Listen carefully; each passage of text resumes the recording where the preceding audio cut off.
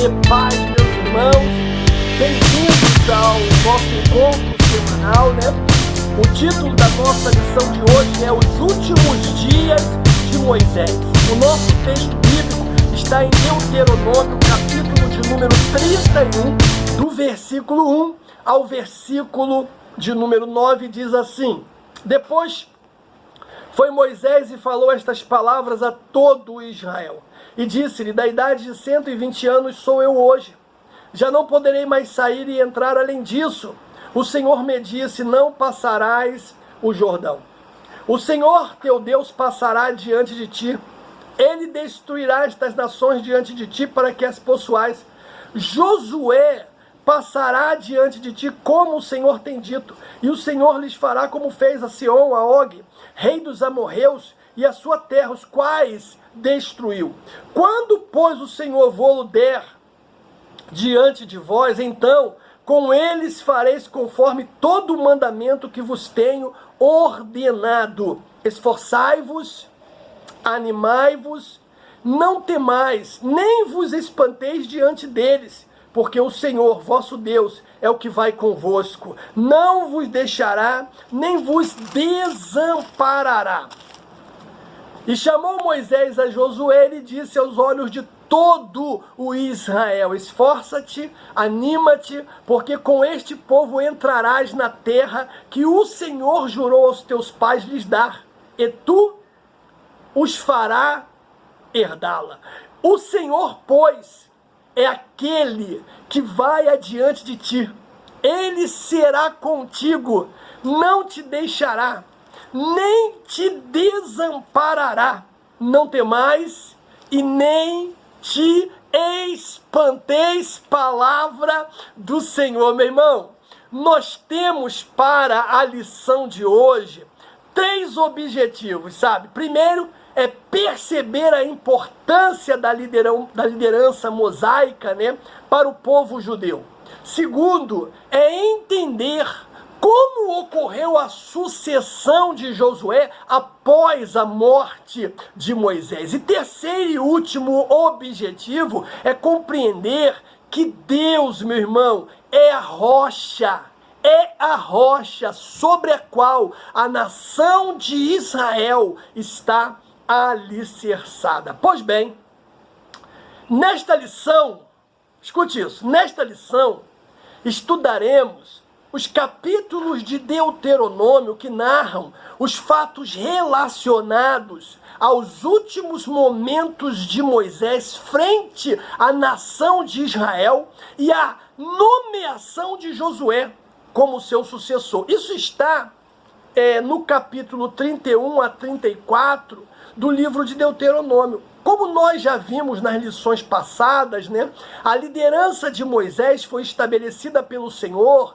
quando os hebreus ainda estavam sob a escravidão do Egito.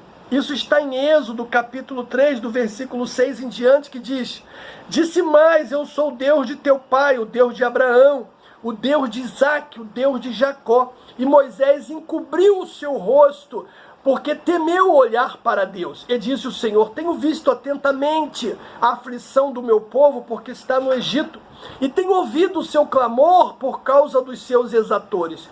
Conheço as suas dores. Portanto, desci para livrá-lo da mão dos egípcios e para fazê-lo subir daquela terra a uma terra boa e larga, a uma terra que mana leite e mel, ao lugar do cananeu, do eteu, do amorreu, ferezeu, eveu e do jebuseu. E agora, eis que o clamor dos filhos de Israel chegou a mim, e também tenho visto a opressão com que os egípcios os oprimem. Vem agora, pois, e eu te enviarei a Faraó, para que tires o meu povo, os filhos de Israel, do Egito. Então veja você, cara, que a liderança de Moisés foi estabelecida pelo Senhor quando os hebreus ainda estavam sob a escravidão do Egito. Sua trajetória, né, à frente do povo foi desafiadoramente árdua.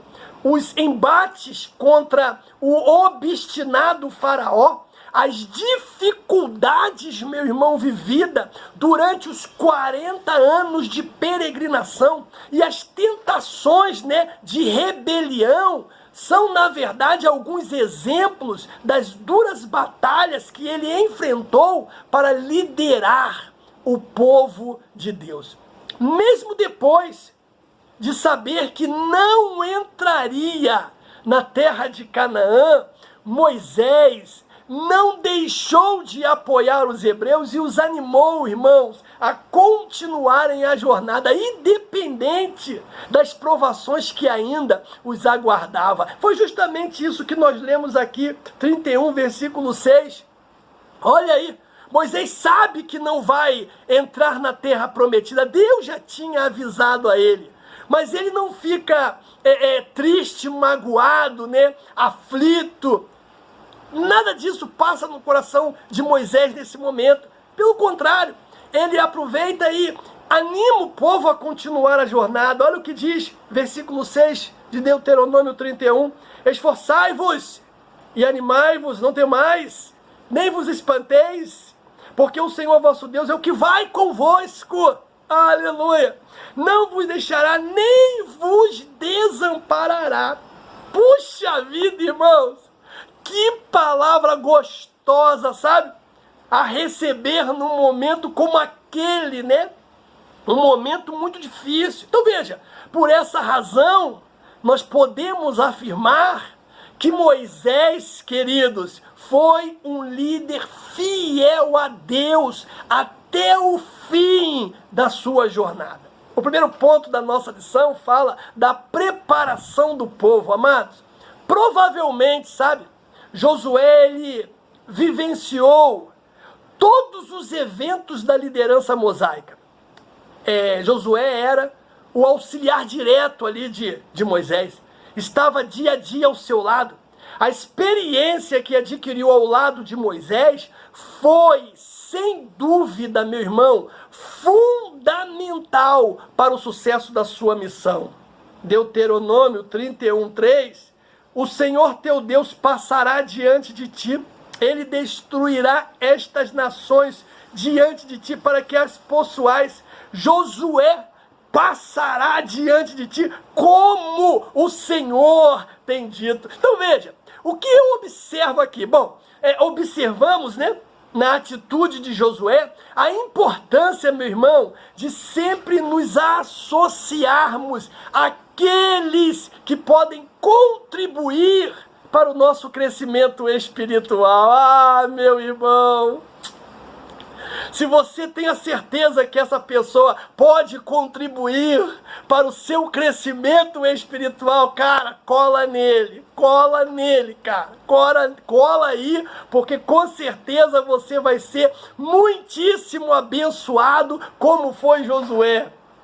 Veja, não há, relatos, ou muitos relatos bíblicos sobre o relacionamento de Moisés e Josué.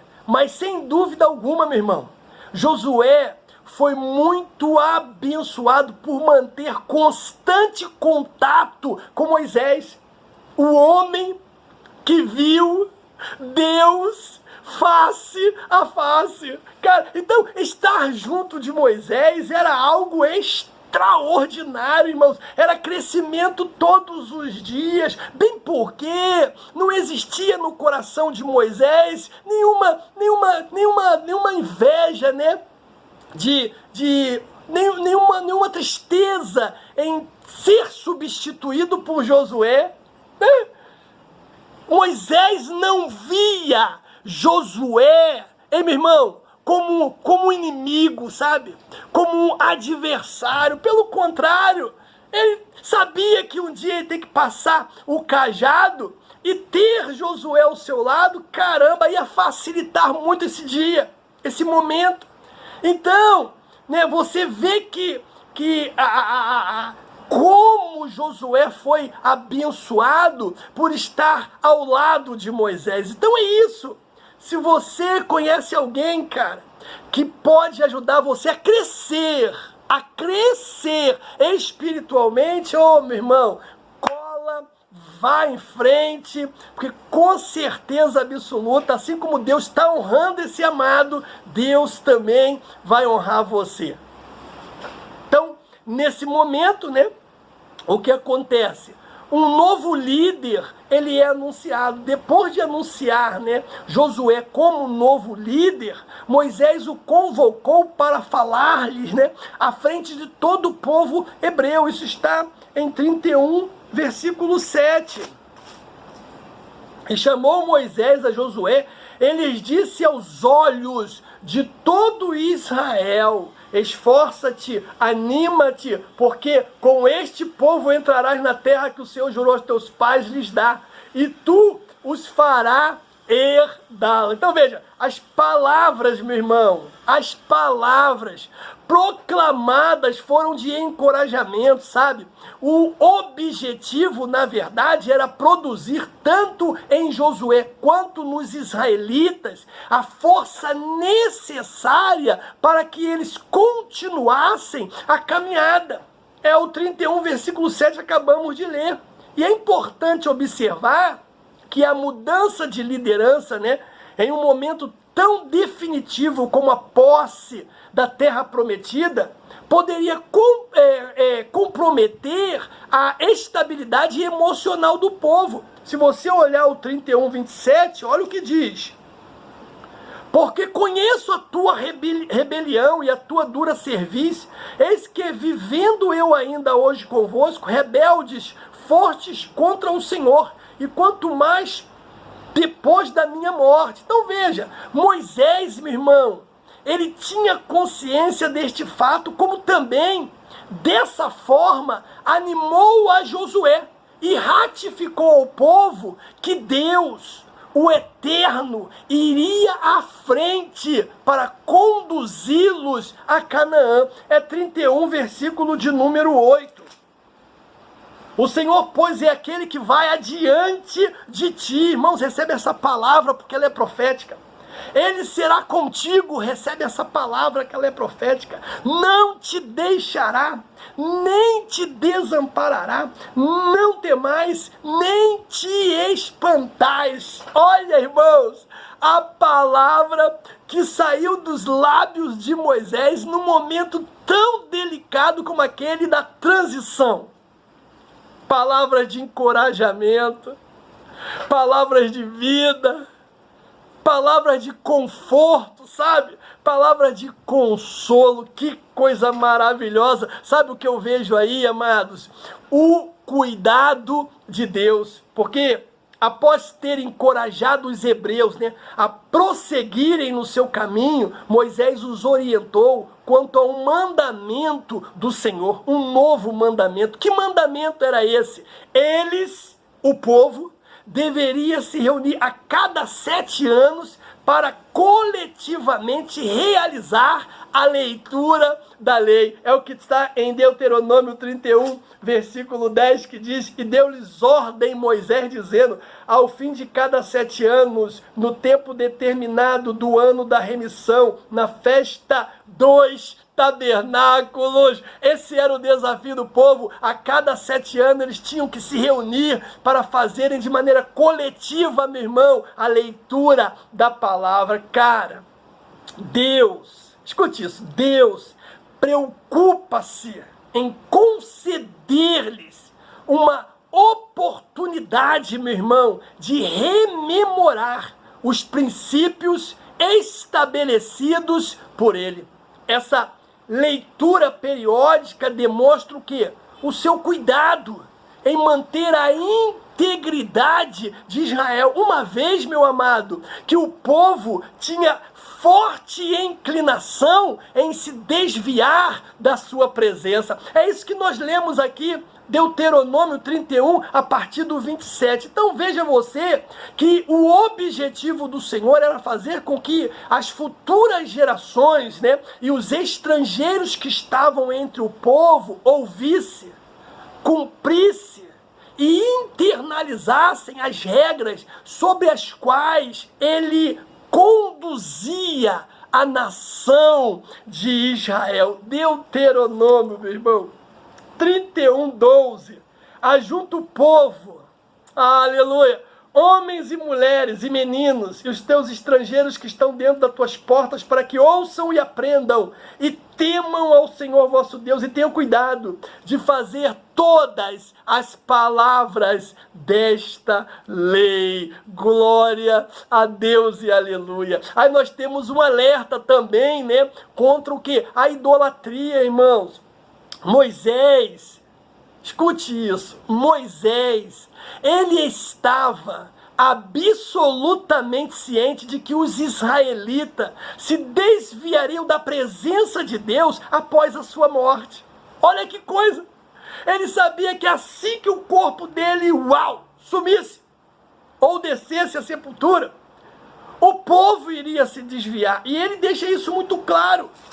31, 29 de Deuteronômio, porque eu sei que depois da minha morte certamente vos corrompereis e vos desviareis do caminho que vos ordenei. Então este mal vos alcançará nos últimos dias, quando fizerdes maus aos olhos do Senhor, para o provocar a ira com a obra das vossas mãos. Moisés conhecia, cara, muito bem aquele povo, e por esse motivo o Senhor manifestou-se a ele e a Josué na tenda da congregação. Dessa vez, né, você vai lembrar, o Senhor disse a Moisés que ele iria morrer. E o povo se prostituiria adorando outros deuses. Olha aí, meu irmão, Deuteronômio, né, 31, versículo 16. Agora, é interessante observar, amado, que para Deus a idolatria é um pecado tão horrendo quanto a prostituição. É só você ler Jeremias, né, capítulo 3, do 1 ao 9, eles dizem: se um homem despedir sua mulher e ela se ausentar dele e se ajuntar a outro homem, porventura, tornará ela a mais?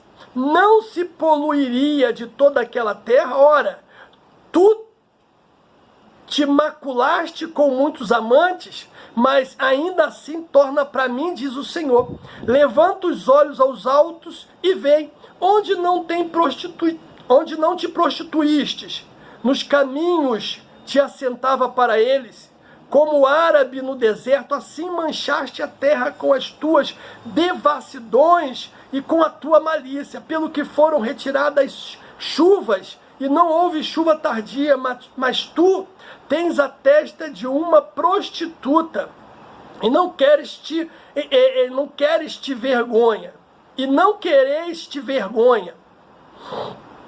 Ao menos desde agora não mais invocarás, dizendo: Pai meu, tu és o guia da minha mocidade? Conservará ele para sempre a sua ira, ou aguardará continuamente? Eis que tens dito e feito coisas mais, e nelas permanecem. Disse mais o Senhor nos dias do rei Josias: visto que fez a rebelde Israel, ela foi-se a todo monte alto e debaixo de toda árvore verde, e ali andou prostituindo-se. A palavra aqui, irmãos, é direcionada ao povo de Deus, a Israel. E eu disse: depois que fez tudo isso, volta para mim. Mas não voltou, e viu isso a sua aleivosa irmã Judá. E quando por causa de tudo isso, por ter cometido adultério, a rebelde Israel despedi e lhe dei o seu libelo de divórcio. Vi que a alevosa Judá, sua irmã, não temeu, mas foi-se e também ela mesma se prostituiu. E sucedeu que pela fama da sua prostituição contaminou a terra, porque adulterou com a pedra e com o pedaço de madeira. Então veja, irmãos, que coisa terrível, que coisa terrível. Moisés sabia perfeitamente que depois da sua morte o povo ia pegar um outro caminho. Apesar disso, né, os israelitas facilmente abandonavam, irmãos, a vontade de Deus, corrompiam-se, adoravam outros deuses a fim de alcançar benefícios próprios. Isso está em Deuteronômio 29. Contudo, né, por amor ao povo e por sua infinita misericórdia, o Senhor alertava-o sobre as inúmeras consequências dos seus pecados. Deus sempre estava ali, mesmo sabendo do coração duro do povo, Mesmo sabendo que o povo era propenso a se desviar, Deus sempre estava com uma palavra de alerta, de consolo, né? De amor, de misericórdia para com aquele povo. Mas Israel insistia em se rebelar contra o Senhor. Que coisa terrível, meu irmão. Aí nós temos o segundo ponto que fala do segundo cântico de Moisés. A Bíblia relata, né, 2 cânticos escritos por Moisés enquanto liderava Israel. O primeiro ele compôs em agradecimento a Deus, né, por ter tirado o povo do Egito, Êxodo capítulo 15, e o segundo serviu de memorial aos israelitas por tudo que o Senhor fizera a eles, né, e aos seus antepassados. Isso está em Deuteronômio 31. Nesse último cântico mosaico, o povo é conclamado a recordar a grandeza de Deus, as obras da sua mão e os seus justos caminhos. Deuteronômio 32. É só você dar uma lida. Os israelitas, né, ainda são alertados quanto à sua corrupta conduta, ainda em Deuteronômio 35. Também são convocados os israelitas a relembrarem dos dias passados, Deuteronômio 32. Então veja que o livro de Deuteronômio, meu irmão, é um maravilhoso documento que relata, né, o combate do Senhor à idolatria e ao paganismo aos quais constantemente o povo se submetia. Então, nesse sentido aí, nós observamos que, na verdade, irmãos, os israelitas não tinham razão alguma para abandonar a Deus, né? O Deus da graça, o Deus do amor, porque Deus havia, meu irmão, suprido todas as suas necessidades. Deus, ele concedeu este último cântico a Moisés para ajudar o povo a lidar com a futura perda do seu líder e para fazê-los lembrar de que grande e poderoso são os feitos do Senhor. Deus é imutável. Então, da mesma maneira como ele cuidou de Israel no passado, também cuidaria no futuro. Só que o que faz Israel? Abandona a rocha. Toda a situação, meu irmão, pelo qual Israel passou, foi demasiadamente complexa, né? No Egito, os hebreus viveram sob o jugo pesadíssimo de Faraó. Êxodo capítulo 1. No deserto, eles estavam sujeitos às intempéries, né? Êxodo 13. Estavam sujeitos também ali à escassez de comida, à escassez de água, né? Êxodo 16. Então, por esses motivos, Moisés precisou, irmãos, de muita paciência para liderar a nação de Israel. Se você for em Números, né? Abra sua Bíblia aí, Números 12. Versículo 3 diz assim: e era o varão Moisés muito manso, mais do que todos os homens que haviam sobre a face da terra. Então, Moisés, para liderar esse povo, meu irmão, tinha que estar debaixo mesmo de uma graça sobrenatural. Tinha que estar ali de posse de muita paciência, cara. E veja que depois de tanto tempo, né, sob a influência da cultura egípcia, né, mais ou menos 400 anos, Israel precisava aprender a confiar somente no Senhor. Contudo, mesmo a posse da renovação ali da promessa de conquistar a terra prometida, né, quando Deus ele colocou-se como rocha, que garantia primeiro a sustentabilidade e depois a segurança, o que faz o povo? O povo rejeita. Mesmo Deus sendo, meu irmão, escute isso, mesmo Deus sendo a sustentação de Israel, Deuteronômio 32, versículo 13, e ele o fez cavalgar sobre as alturas da terra, e comer as novidades do campo, e o fez chupar mel da rocha e azeite da dura pederneira. Olha isso, isso fala de quê? Sustentabilidade, segurança.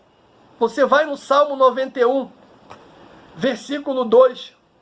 Direi ao Senhor, Ele é o meu Deus, o meu refúgio, a minha fortaleza, e nele confiarei. Então veja, mesmo sendo, cara, a sustentação de Israel, mesmo sendo ali a segurança de Israel, o povo o rejeitou. Então veja que a canção, ela estabelece um contraste, né, entre o que Israel deveria ter sido e o que ele se tornou.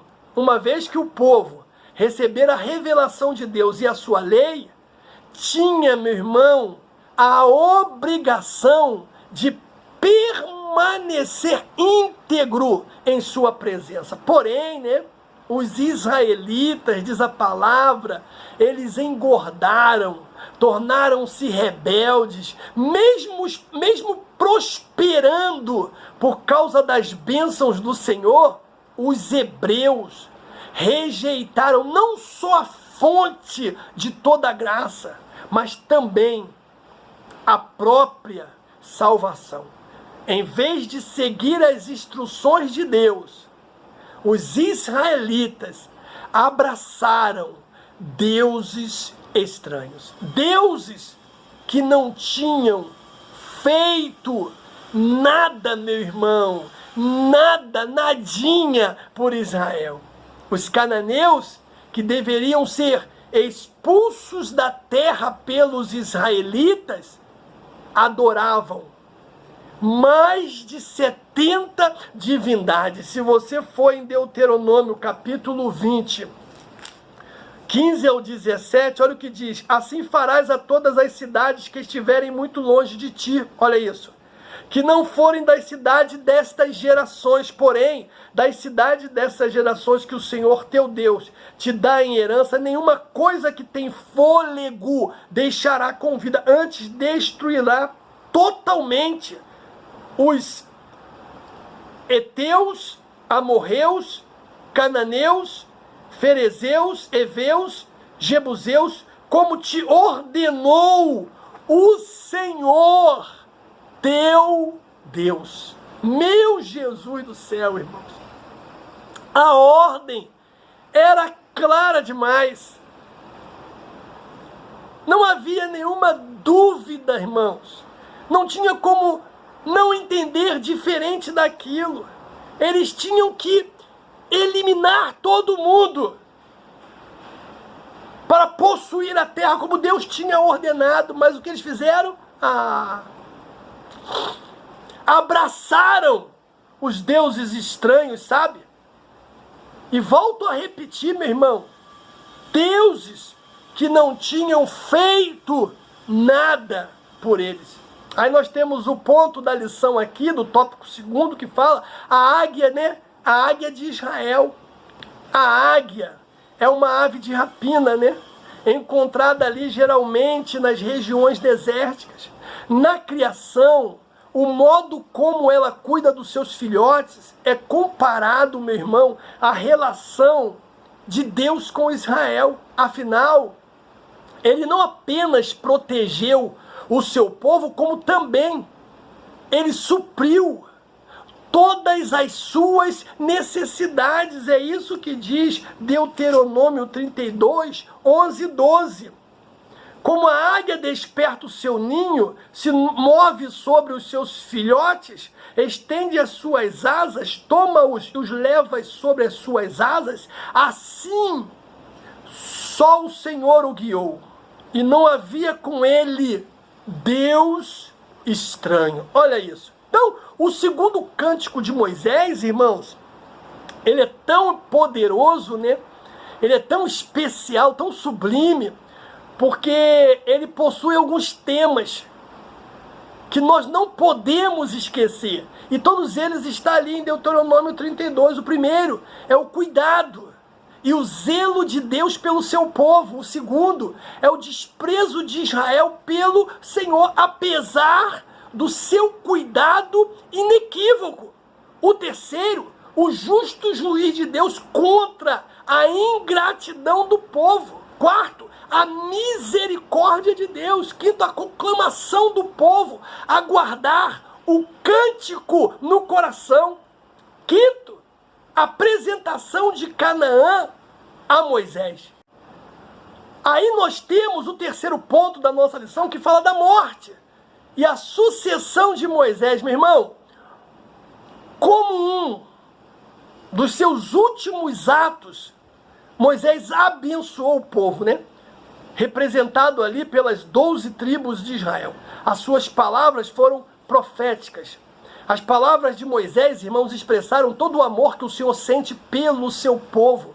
As palavras de Moisés foram de ânimo, foram de exortação, foram de segurança, foram de exclusividade e foram de prosperidade. Ao fim da bênção, Moisés, ele exalta o poder de Deus, reafirmando ao povo que o Senhor é o refúgio perpétuo de Israel. Isso está em Deuteronômio 33, meu irmão, versículo de número 26 e o 27. Não há outro, ó Jesurum, semelhante a Deus, que cavalga sobre os céus para a tua ajuda e com a sua alteza sobre as mais altas nuvens. O Deus eterno te seja por habitação, e por baixo de ti estejam os braços eternos, e ele lança o inimigo diante de ti, e diga, destrói. Então veja aí, cara, que coisa linda. Esse foi o finalzinho ali da bênção, né? Moisés, ele exaltando o poder de Deus e reafirmando ao povo que o Senhor, que sou o Senhor, meu irmão, sou o Senhor, é refúgio perpétuo de Israel. Aí nós temos a visão, né, da promessa e o impedimento de entrar em Canaã. Você vê que em Meribá as águas e os alimentos já estavam escassos. Nessa ocasião, mais uma vez, o que faz o povo? Se lamenta, né? Se lamenta de ter saído do Egito. O povo começa a murmurar, Números capítulo 20, a fim de lhes prover o socorro. Moisés e Arão faz o quê? Vão orar. E o Senhor disse a Moisés que falasse a rocha. Aí o que faz Moisés, irmãos? Moisés bate na rocha, Moisés fere a rocha. Deus tinha dito, cara, você vai chegar próximo à rocha, você vai falar a rocha e vai sair água suficiente para saciar a sede do povo. Aí Moisés vai lá e fere a rocha. Meu Deus do céu, irmãos. E ele faz isso por 2 vezes. É um texto que nós precisamos parar, né, para analisar, para tentar entender um pouquinho o que foi que passou pelo coração de Moisés, que fez com que ele tomasse essa atitude, né? Porque alguma coisa aconteceu, né, com Moisés. Não foi assim, poxa, Moisés foi lá e tocou na rocha. Não, alguma coisa aconteceu para que ele agisse daquela forma. Então, você vê que quando eles chegaram quando eles chegam ali, né, em Números 20,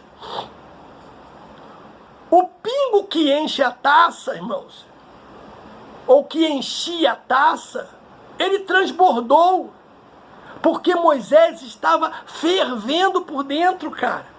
Se você ler, né, o versículo, o capítulo 20, vamos ler aqui, Números 20, versículo de número 1 e 2. Chegando os filhos de Israel, toda a congregação ao deserto de Zim, no mês primeiro, o povo ficou em Gades, e Miriam morreu ali e ali foi sepultada. E não havia água para a congregação. Então se congregaram contra Moisés e contra Arão. Então veja, a cena ela é o quê? Familiar. Porque quando as coisas, quando as coisas não funcionam, meu irmão, de acordo com o plano de todos, é só chamar o pelotão do lixamento e descer o pau no líder. É isso que eles estão fazendo aqui. Aí quando você chega, né, no 3 ao 5, diz assim, o povo contendeu com Moisés e falaram dizendo, antes tivéssemos expirado quando expiraram nossos irmãos perante o Senhor, e porque trouxestes a congregação do Senhor a este deserto para que morramos ali, nós e os nossos animais, olha isso, e por que nos fizeste subir do Egito para nos trazer a este lugar mau? Lugar não de semente, nem de figo, nem de vides, nem de romães, nem de água para beber. Então veja, mais reclamações. Moisés já tinha ouvido essas reclamações, amados, milhões de vezes, por milhões de pessoas. O que o povo não compreendia, né, e que Moisés talvez também não percebesse, é que eles estavam prestes a empurrar o líder Moisés ladeira abaixo, cara. Quando chega no versículo 6 ao 8, diz assim, então Moisés e Arão se foram diante da congregação, à porta da tenda da congregação, e se lançaram sobre o seu rosto, e a glória do Senhor lhes apareceu. E o Senhor falou, dizendo, toma a vara, e ajunta a congregação, tu e Arão, teu irmão, e falai a rocha perante os seus olhos, e dará a água. Assim lhes tirará a água da rocha, e darás água a beber à congregação e a todos os seus animais. O que poderia ser mais claro do que isso? Nada. Não havia nada ambíguo nesta instrução. Era muito simples. Toma a vara, vai à rocha, fala com a rocha e deixa o resto, Moisés, por minha conta. Eu vou fazer a coisa acontecer. A água vai rolar. Caramba, irmãos. Caramba, muito simples. Agora, eu não posso também esquecer que Moisés está como? Moisés está furioso. O coração de Moisés está balançado demais. Moisés está zangado, irmãos, com os queixosos, a ponto de perder o controle. Na verdade, eu vou um pouco mais adiante, eu acredito que ele está quase que enlouquecido. Porque ele faz tudo como Deus ordenou, menos falar a rocha. Ele não fala a rocha, ele fere a rocha. Agora espera um pouco, irmãos. Temos que ir devagar, né? Será que perdemos alguma coisa?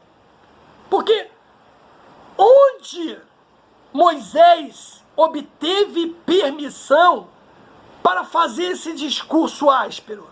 Aonde? Hein? Serve para mim e para você? Tá furioso? Tá bolado? Tá com o coração balançado?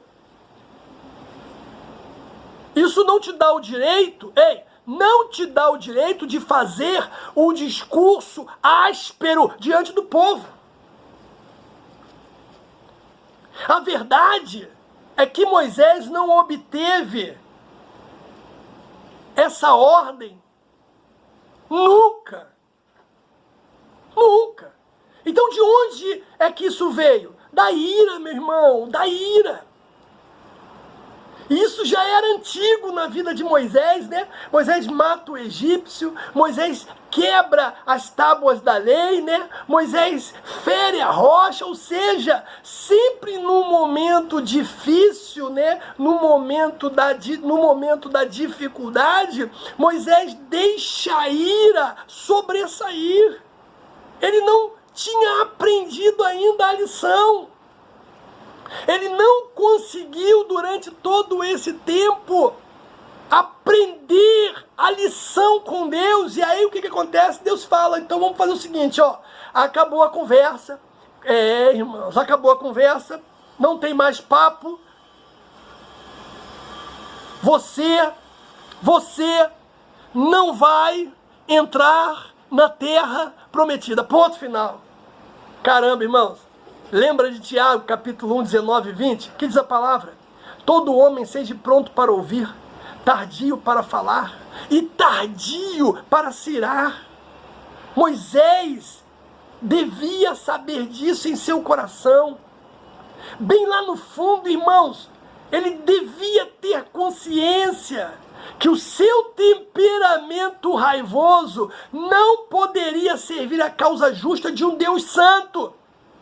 Todavia, com o passar dos anos, ele nunca permitiu que o Senhor, paciente, aniquilasse esse monstro destrutivo em seu íntimo. E o que aconteceu? Finalmente surgiu, ou ressurgiu de novo, e o consumiu por completo. A questão é, irmãos, que tragédia, meu irmão, que tragédia. Moisés conduziu Israel desde a saída do Egito até as proximidades da terra prometida, meu amado, mas não pôde entrar nela por desobediência à ordem expressa do Altíssimo diante de todo o povo. Que coisa, irmãos, que coisa! No Antigo Testamento, né, em diversos momentos, você vai ver que a rocha, ela simboliza quem? O Senhor. Deuteronômio 32:15, Mateus 24:25, Mateus 16:18. Por isso Moisés pecou contra Deus e apenas contemplou a promessa dos seus antepassados, ficando impedido, meu irmão, de entrar na terra prometida. Caramba, cara. Talvez você esteja aí pensando, mas caramba, foi uma besteirinha, né? Foi um detalhe só, poxa! Era Moisés, cara! O cara que falava face a face com Deus. O cara que foi chamado para liderar Israel. Foi uma besteirinha de nada e Deus faz isso com ele. Eu não concordo. Mas é assim, meu irmão. Mas é assim. Sabe? Um detalhe. Um detalhezinho, cara.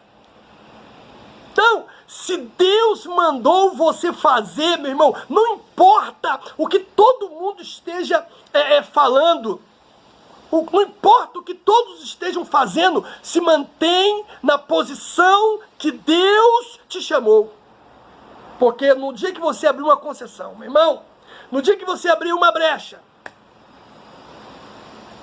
você pode se encontrar de verdade, hein, com o juízo de Deus.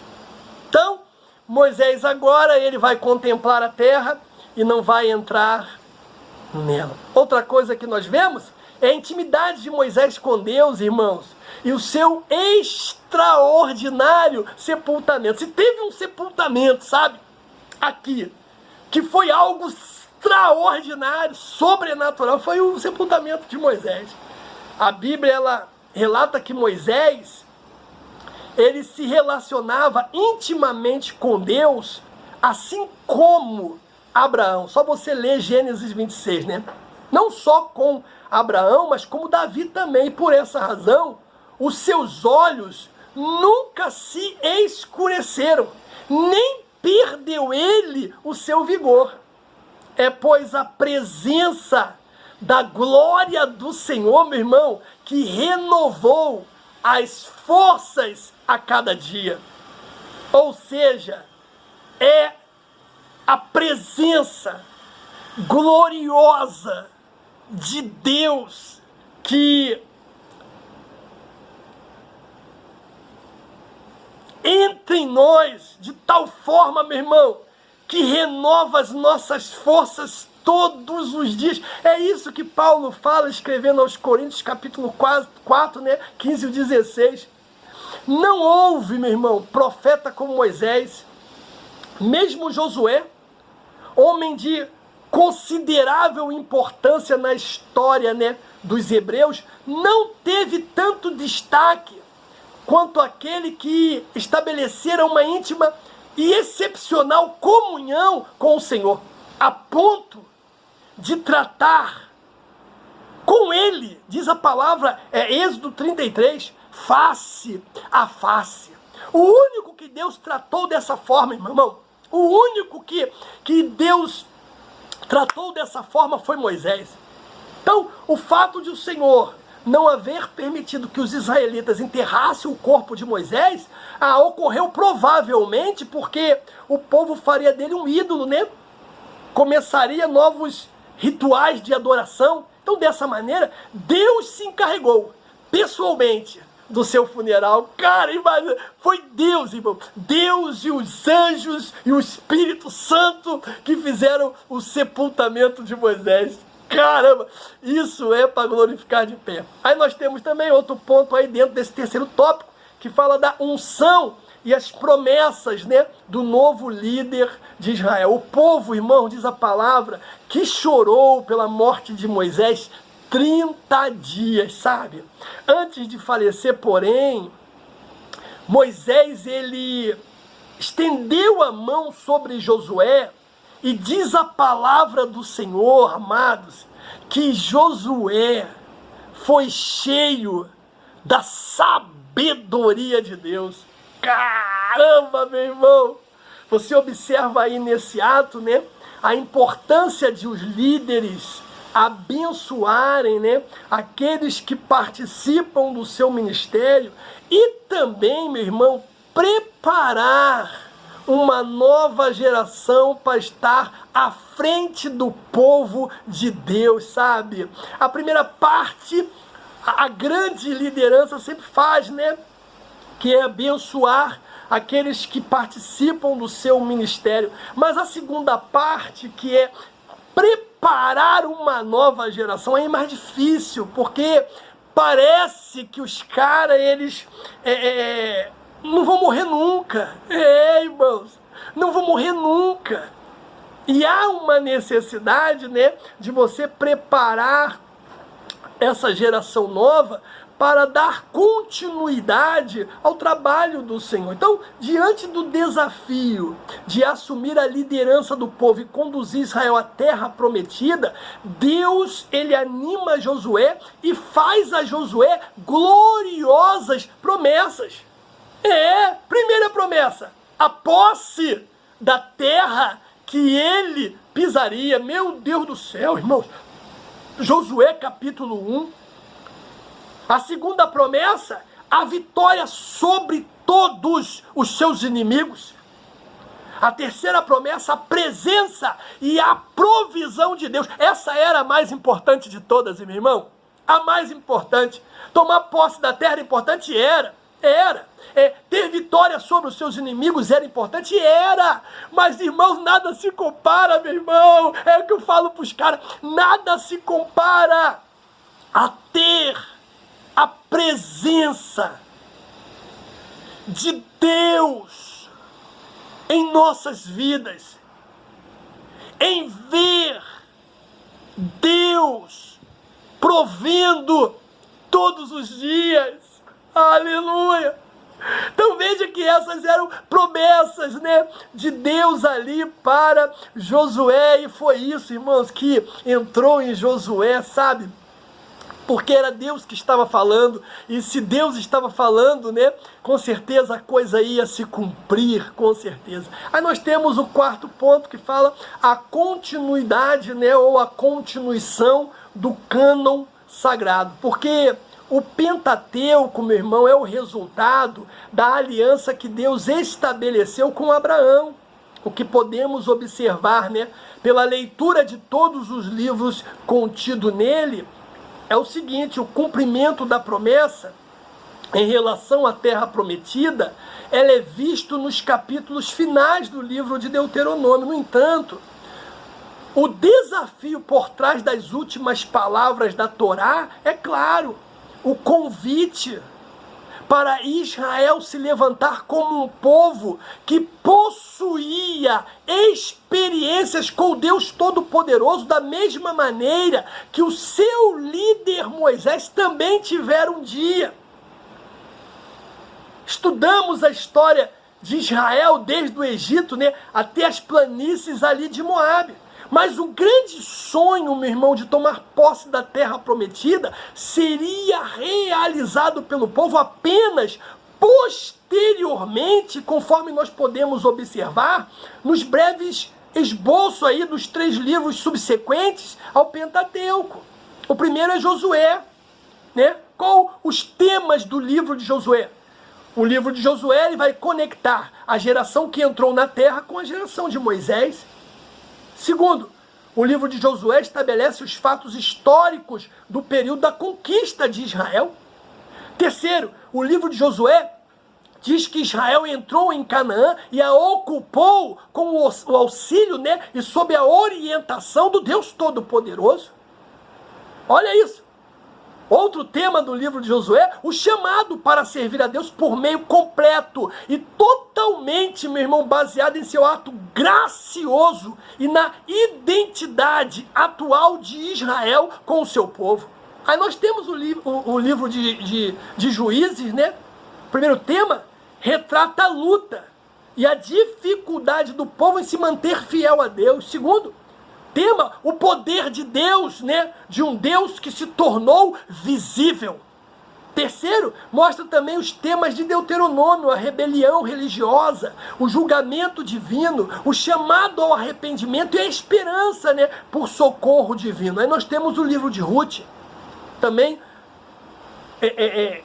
os temas que o livro apresenta na história de Ruth, o reino de Deus é estabelecido para além dos limites da nacionalidade, né, ou da raça, uma vez que traça ali a linhagem de Davi desde Ruth, uma mulher o que é estrangeira, meu irmão, ela era moabita.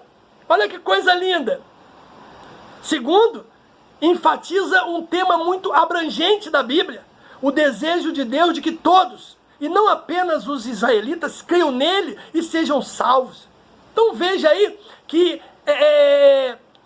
esses temas retratam muito bem, né, irmãos, o que já havia acontecido no livro de Deuteronômio, com ali o falecimento de Moisés e a nomeação, é claro, de Josué. Eu quero concluir a nossa lição dizendo o seguinte, meu irmão: o que vimos? Primeiro, nós vimos a importância da liderança mosaica para o povo judeu. Segundo, entendemos como ocorreu a sucessão de Josué após a morte de Moisés, né? E terceiro, compreendemos que Deus é a rocha sobre a qual a nação de Israel está alicerçada. Que Deus, meu irmão, te abençoe, te dê uma semana próspera no nome de Jesus.